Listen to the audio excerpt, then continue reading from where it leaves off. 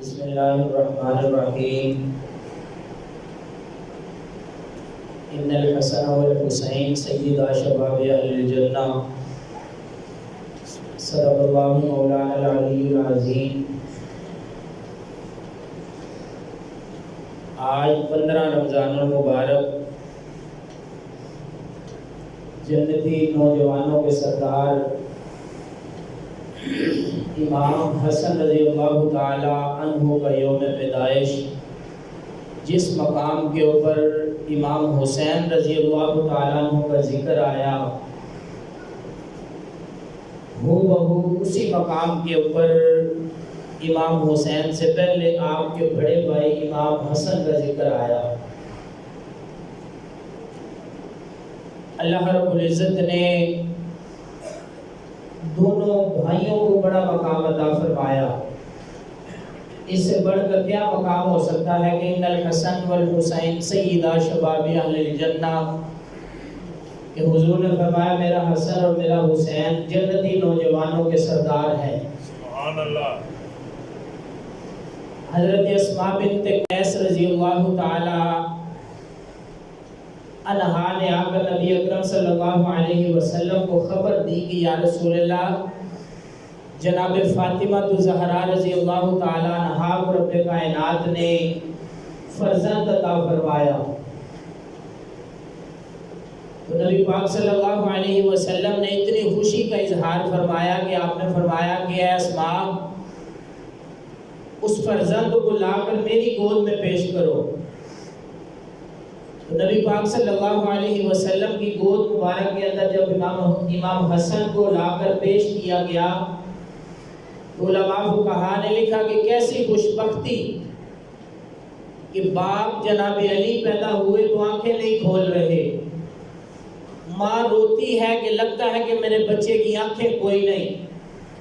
تو نبی پاک صلی اللہ علیہ وسلم کی گود مبارک میں لا کر جب رکھا گیا، آپ جناب علی نے جو سب سے پہلا کائنات کے اندر چہرہ دیکھا وہ رب کائنات کے محبوب کا دیکھا، اور ہو بہو بعین ہی جب امام حسن کو جناب رسول پاک کی گود میں رکھا گیا، تو حضرت اسماء فرماتی ہیں کہ آپ کے کانوں کے اندر جو سب سے پہلی آواز پڑی وہ اللہ کے نبی کی پڑی۔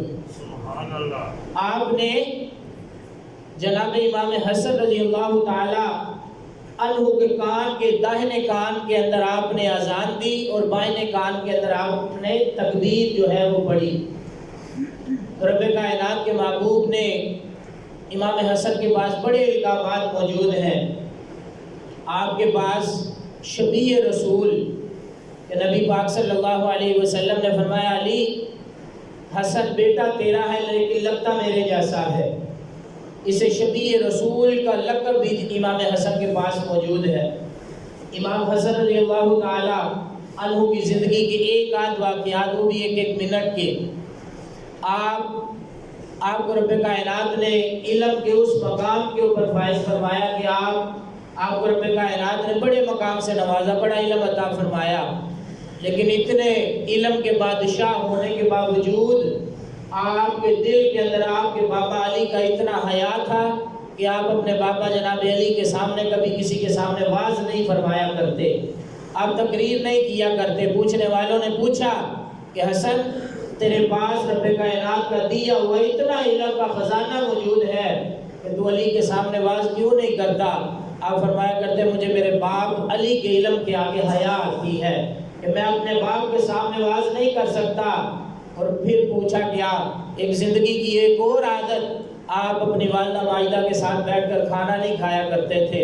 پوچھنے والوں نے پوچھا حسن، ماں کے ساتھ تو ہر کسی کو کھانا بڑا اچھا لگتا ہے کہ تو ہے کہ تو اپنی ماں کے ساتھ کھانا نہیں کھاتا۔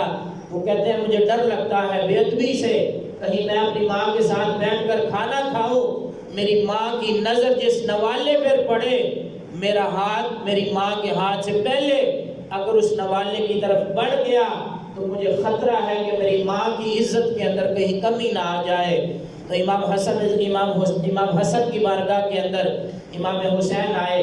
امام حسن اپنی بیوی کو طلاق دینا چاہتے تھے، امام حسین آئے، آپ نے فرمایا بھائی اگر میں کوئی تیرے مسئلے میں اگر تیرا کوئی حل جو ہے وہ میرے ساتھ معاملہ طے ہو جائے، میرے سمجھنے میں بات آ جائے، مجھے بتا۔ تو آپ نے ایک آیت پڑھی، آپ نے فرمایا ہن لباس لکم وانتم لباس لہن۔ اے میرے بھائی، تو نے یہ قرآن کی آیت پڑھی؟